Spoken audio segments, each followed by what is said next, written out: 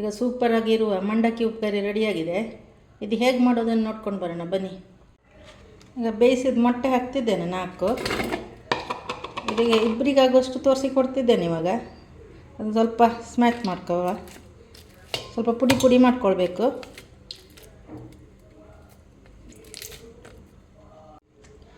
ಈಗ chilli powder 1.5 ಚಮಚ ತಗೊಂಡಿದ್ದೇನೆ, ಹಾಕ್ತೇನೆ. ನಿಮ್ಗೆ ಸ್ವಲ್ಪ ಜಾಸ್ತಿ ಬೇಕಾದರೆ ಸ್ವಲ್ಪ ಜಾಸ್ತಿ ಹಾಕ್ಕೊಳ್ಬೋದು.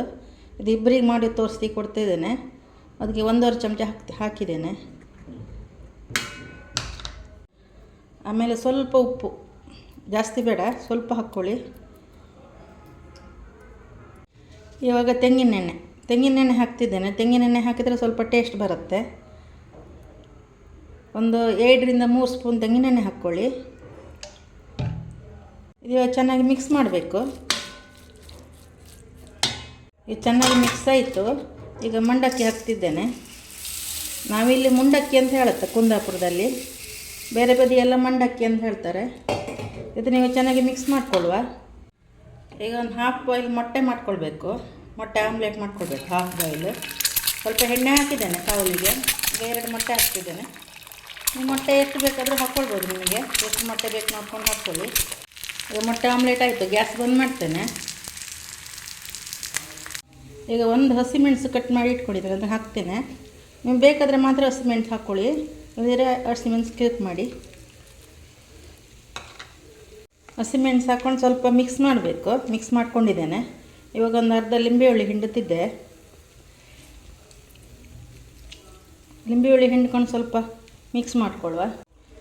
ಈಗ ರೆಡಿ ಆಯಿತು ಮಂಡಕ್ಕಿ ಹಾಕ್ಕೊಳ್ಳುವ ಇದಕ್ಕೆ ಪ್ಲೇಟಿಗೆ.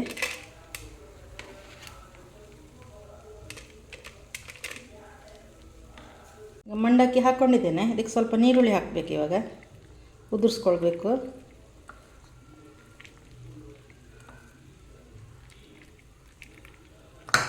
ಆಮೇಲೆ ಸ್ವಲ್ಪ ಕ್ಯಾರೆಟ್ ಹಾಕ್ಕೊಳ್ಳುವ.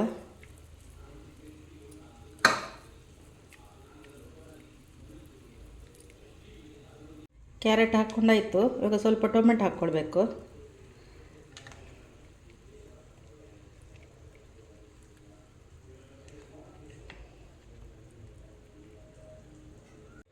ಟೊಮೆಟೊ ಹಾಕ್ಕೊಂಡಿದ್ದೇನೆ. ಇವಾಗ ಸ್ವಲ್ಪ ಕೊತ್ತಂಬರಿ ಸೊಪ್ಪು ಹಾಕ್ಕೊಳ್ಳುವ.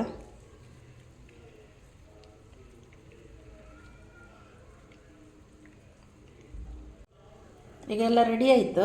ಅದಕ್ಕೆ ಇವಾಗ ಹಾಫ್ ಬಾಯ್ಲ್ ಮೊಟ್ಟೆ ಹಾಕ್ಕೊಳ್ಬೇಕು.